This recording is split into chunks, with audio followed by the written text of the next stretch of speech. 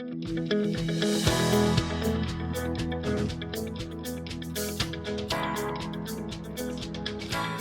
was the worst day of my life when I got the diagnosis. I remember the date precisely, April 22nd, 2010. Multiple sclerosis is where the immune system mistakenly and repeatedly attacks the central nervous system, which includes the brain and spinal cord. For people living in Canada, the risk is one of the highest in the entire world. We're able to say quite certainly what a lot of risk factors for multiple sclerosis are, which include exposure to UV light and vitamin D, and also genetic risk factors, and exposure to the Epstein-Barr virus. However, there's no one theory of multiple sclerosis that explains everything that we see with MS. Nothing that was important before mattered, and it was as though my life was over. You know, it was like I'm going to be in a wheelchair for the rest of my life within 6 months, and I'm never going to know what it's like to get married, to have a husband, to have children, to have a family of my own. I'm never going to know any of this. Some patients have very benign multiple sclerosis that never really causes them too much in the way of troubles, and other people can have very severe MS and even be terribly disabled early on in their disease course. And we know that if we follow people very closely for the first couple of years, we're actually able to give people more prognostic information. It's very important for patients to follow with their doctor and ensure that they're telling their doctor about any new symptoms they might be having, and also to have regular MRIs in order to know how things are going. Multiple sclerosis can cause many types of symptoms.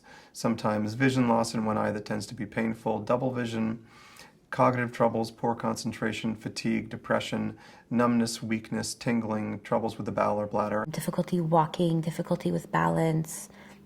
Those are my biggest symptoms. And those are the hardest for me to deal with because you go from being capable of doing whatever you want, doing sports, being active, to all of a sudden having a more sedentary lifestyle. MS does a lot of different things besides these attacks and MRI lesions, and many of these things can be improved with very simple things. It's possible to help people by sending them to physical therapy, occupational therapy, have them see a social worker, a psychiatrist, a urologist, and all these different members of our team. I try to just stay active. I think it's really important to stay active every day, go for a small walk, even if it's around the block, regardless of how I feel or how fatigued I am. For my mental health, I try to read as much as I can. The field has changed enormously even in the last 5 years. There's many new treatments for multiple sclerosis.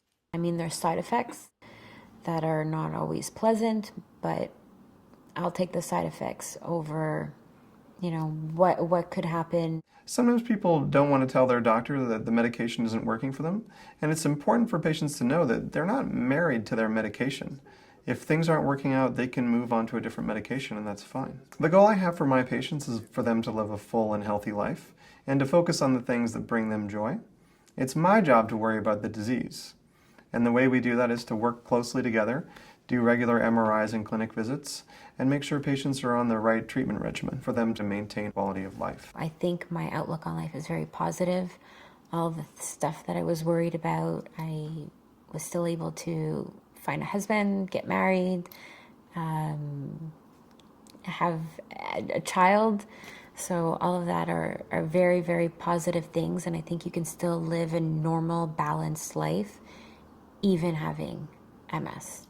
To learn more about multiple sclerosis, visit healthandfamily.ca/MS.